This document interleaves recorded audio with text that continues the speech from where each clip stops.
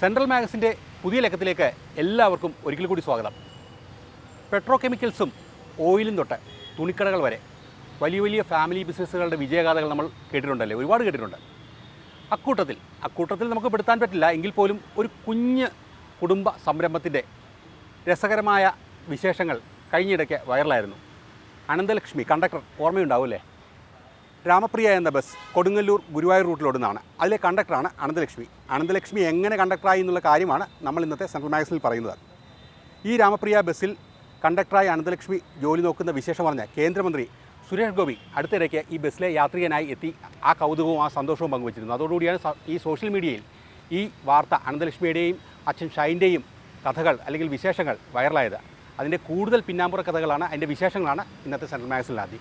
എൻ്റെ പേര് അനന്തലക്ഷ്മി. ഞാൻ രാമപ്രിയ ബസ്സിലെ കണ്ടക്ടറായിട്ട് ഇപ്പോൾ വർക്ക് ചെയ്യുന്നുണ്ട്. അച്ഛൻ്റെ കൂടെ ഒഴിവു ദിവസങ്ങളിലാണ് ഞാനിവിടെ വർക്ക് ചെയ്യുന്നത്. ഇപ്പോൾ MCOM പഠിച്ചുകൊണ്ടിരിക്കുന്നത്, ഒപ്പം CMA കൂടി ചെയ്യുന്നുണ്ട്.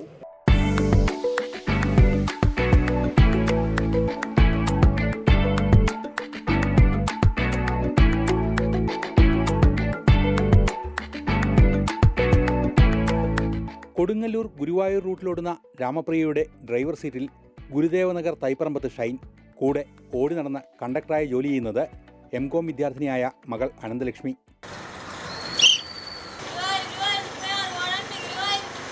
കൗതുകമുണർത്തുന്ന ഈ ബസ്സിലെ കാഴ്ചകൾ നമ്മളിൽ പലരും കഴിഞ്ഞിടയ്ക്ക് കണ്ടു കാണും. കുട്ടിക്കാലം മുതൽ കൂടെ കൂടിയ വണ്ടിപ്രാന്താണ് അനന്തലക്ഷ്മിയെ കണ്ടക്ടർ കുപ്പായം അണിയിച്ചത്. കഴിഞ്ഞ 1.5 വർഷമായി ഗുരുവായൂർ കൊടുങ്ങല്ലൂർ റൂട്ടിലെ രാമപ്രിയ ബസ്സിലെ കണ്ടക്ടറാണ് അനന്തലക്ഷ്മി. പുലർച്ചെ 5:30 അച്ഛനോടൊപ്പം ജോലിക്ക് പോയാൽ രാത്രി 8:30 തിരിച്ചെത്തുക. 5ാം ക്ലാസ്സിൽ പഠിക്കുമ്പോഴേ അനന്തലക്ഷ്മി അച്ഛനോടൊപ്പം ബസ്സിൽ പോകുമായിരുന്നു. ആദ്യമൊക്കെ കൊടുങ്ങല്ലൂരിൽ നിന്ന് പറവൂർ വരെ ബസ്സിൽ ബാഗ് പിടിച്ചാണ് തുടങ്ങിയത്. കോവിഡിനെ തുടർന്ന് ജീവനക്കാരെ കിട്ടാതെ വന്നപ്പോൾ അനന്തലക്ഷ്മി കണ്ടക്ടർ ലൈസൻസ് എടുത്തു. അതോടെ സ്വന്തം ബസ്സിൽ മുഴുവൻ സമയ കണ്ടക്ടറായി.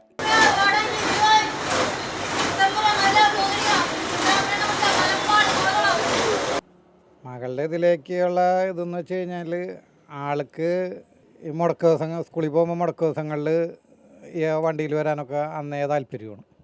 അപ്പോൾ എന്ത് ചെയ്യുന്നത് വെച്ച് കഴിഞ്ഞാൽ വെറുതെ ഇങ്ങനെ കൊണ്ടുപോകും. അങ്ങനെ പിന്നെ ആൾക്കത് താല്പര്യമായി ഓരോ കാര്യങ്ങൾ ചോദിച്ച് മനസ്സിലാക്കും.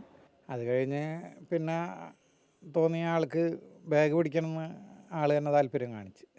അപ്പോൾ എന്ത് ചെയ്തെന്ന് വെച്ച് കഴിഞ്ഞാൽ ബാഗ് പതുക്കെ പിടിപ്പിച്ചപ്പോൾ ആ ഒരു രീതികളൊക്കെ നോക്കിയപ്പോൾ വളരെ നല്ല ഇതായിട്ടാണ് തോന്നിയത്.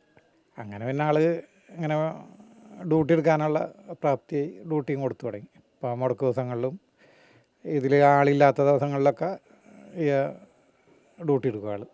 മോളാ കൊറോണ കഴിഞ്ഞതിൻ്റെ ഇപ്പുറം തൊട്ട് ആൾ ഇതിലേക്ക് വന്നു തുടങ്ങി.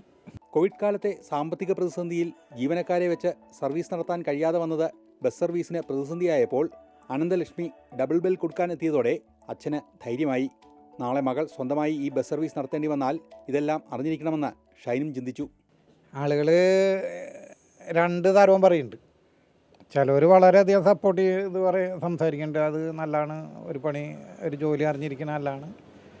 പക്ഷേ ചില ആളുകൾ പറയുന്നുണ്ട് ഇതായിട്ടൊന്നും നടത്താൻ പറ്റില്ല, മോള് പഠിച്ച് വേറെ എന്തെങ്കിലും ഇതിലേക്ക് പോകണം, അല്ലാണ്ട് ഇത് ആയിട്ട് നടക്കാൻ പാടില്ല എന്നൊക്കെ കർശനമായിട്ട് പറയണവരുണ്ട്. നമ്മുടെ സ്ഥിരം യാത്ര ചെയ്യുന്ന ആളിൽ അതുകൊണ്ട് ഇങ്ങനെ പറയണവരുണ്ട്, ഇത് പഠിച്ചത് നന്നായിരുന്നു. സത്യത്തിൽ ഞാൻ മെയിനായിട്ട് പഠിച്ചിരുന്നോട്ടേന്ന് വിചാരിച്ചത് എന്താണെന്ന് വെച്ച് കഴിഞ്ഞാൽ, ഇതിപ്പോൾ എൻ്റെ സ്വന്തം വണ്ടിയാണ്. നാളെ അവൾ സർവീസ് നടത്തേണ്ട ഒരു സിറ്റുവേഷൻ വന്നു കഴിഞ്ഞാൽ ഇതിനെപ്പറ്റി എല്ലാം അറിയണം. അല്ലെങ്കിൽ എന്ത് പറ്റുമെന്ന് വെച്ച് കഴിഞ്ഞാൽ നമ്മൾ കടം കൊണ്ട് ആകെ ഇതായി പോകും. ഇത് ഈ ഒരു ഫീൽഡ് മാത്രം. അത് ചില ഗൾഫുകാരൊക്കെ വന്നിട്ട് കണ്ടിട്ടില്ലേ, കുറേ കാശിറക്കും, അവർ നാട്ടിലെക്കാൻ പറ്റാണ്ട് ഓടിയിട്ടുണ്ട്. നമ്മുടെ അറിയപ്പെട്ട ആളുകൾ വരെ അങ്ങനെ ഉണ്ടായിട്ടുണ്ട്.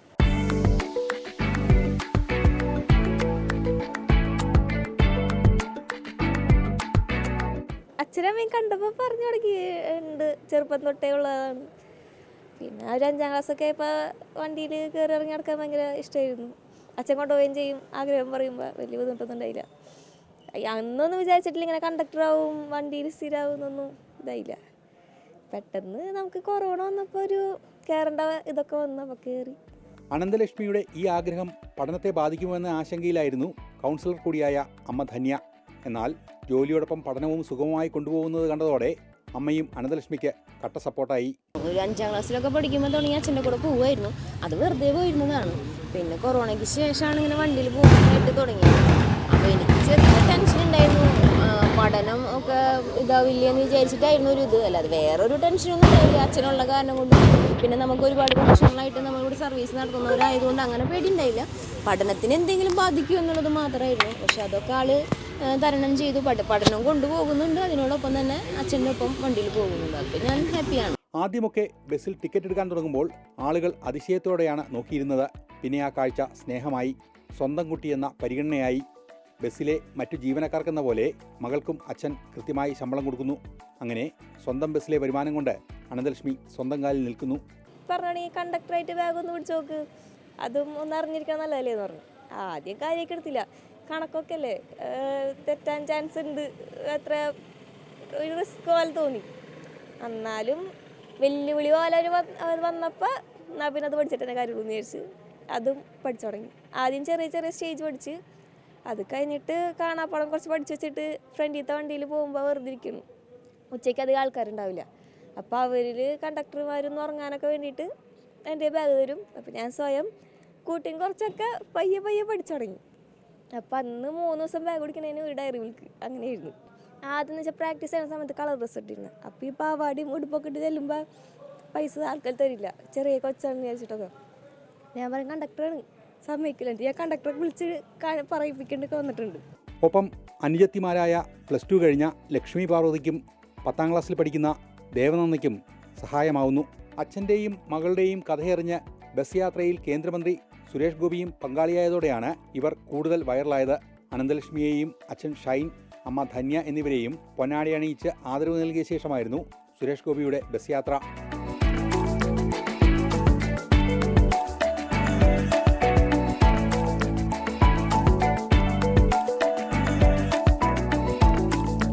നിലവിൽ ഷൈൻ ഉപയോഗിക്കുന്നത് ഒരു പഴയ ബസ്സാണ്. പുതിയ ബസ് വാങ്ങണമെന്നാണ് അച്ഛൻ്റെയും മകളുടെയും ആഗ്രഹം. എന്നാൽ സിവിൽ സ്കോർ കുറവായതിനാൽ പുതിയ ബസ് എന്ന മോഹം കട്ടപ്പുറത്താണ്. എന്നാൽ ബാങ്കുമായി ബന്ധപ്പെട്ട് ലോൺ ശരിയാക്കാനുള്ള നടപടികൾ സ്വീകരിക്കാമെന്ന് സുരേഷ് ഗോപി ഉറപ്പു നൽകിയിട്ടുണ്ടെന്ന് ഷൈൻ പറയുന്നു. അപ്പോൾ മോളോട് ചോദിച്ച് എന്താണ് മോളുടെ ഇത് പറയുന്നവർ. അപ്പോൾ അച്ഛൻ്റെ സിബിൽ സ്കോറിൻ്റെ പ്രശ്നം കാരണം കൊണ്ട് ലോൺ കിട്ടാൻ ബുദ്ധിമുട്ടാണ്. അപ്പോൾ ആൾ അപ്പം തന്നെ പറഞ്ഞ് മോള് പേടിക്കണ്ട, ധനലക്ഷ്മി ബാങ്കിൽ പോയിട്ട് സംസാരിക്കുക, ഞാൻ അങ്ങോട്ട് വിളിച്ച് പറയാമെന്ന് പറഞ്ഞു. അങ്ങനെ ആളൊരു ഇത് പറഞ്ഞിട്ടുണ്ട്. അച്ഛൻ്റെയും മകളുടെയും കൂടി സുരേഷ് ഗോപി നടത്തിയ ബസ് യാത്ര കൗതുകത്തോടെയാണ് അനന്തലക്ഷ്മി ഓർത്തെടുക്കുന്നത്. കണ്ടപ്പോൾ ശേഖൻ്റെ എനിക്ക് എഴുതല്ലോ ഇതയ്യോ എൻ്റെ കാണാൻ വേണ്ടി ഇത്രയും വലിയ ആൾ വന്നോ ഇതുള്ള ഇതായിരുന്നു. എന്നിട്ട് ആള് കാര്യങ്ങളൊക്കെ അന്വേഷിച്ചു. കണ്ടക്ടർ ജോലി മാത്രമല്ല, ഡ്രൈവറായി തന്നെ ബസ് നിയന്ത്രിക്കാനും അനന്തലക്ഷ്മിക്ക് അതിയായ ആഗ്രഹമുണ്ട്. അതിനായി ഹെവി ലൈസൻസ് എടുക്കാനൊരുങ്ങുകയാണ് അനന്തലക്ഷ്മി. വൈകാതെ തന്നെ രാമപ്രിയ ബസിൻ്റെ ഡ്രൈവിംഗ് സീറ്റിൽ യാത്രികർക്ക് അനന്തലക്ഷ്മിയെ കാണാം. രാമപ്രിയ ജനശ്രദ്ധയിൽ വന്നതോടെ കൊടുങ്ങല്ലൂരിൽ രാമപ്രിയയ്ക്കും അനന്തലക്ഷ്മിക്കും ആരാധകരേറി. അനന്തലക്ഷ്മിയുടെ ജോലിയോടുള്ള ആഗ്രഹവും ആത്മാർത്ഥതയും കണ്ടറിഞ്ഞ നാട്ടുകാർ വലിയ പിന്തുണയാണ് അച്ഛനും മകൾക്കും നൽകുന്നത്. എന്താണ് എങ്ങനെയാണെന്നൊന്നും പറയാൻ പറ്റില്ലല്ലോ കാര്യങ്ങൾ. ഇതിപ്പോൾ ഇവിടെ എത്തുന്നു വിചാരിച്ചിട്ടില്ല. പഠിച്ച് ജോലി വാങ്ങണമെന്ന് ആഗ്രഹമുണ്ട്, നോക്കണമുണ്ട്. അപ്പോൾ അതും സൺഡേസ് ഇതും നോക്കാൻ പറ്റിയ സന്തോഷം.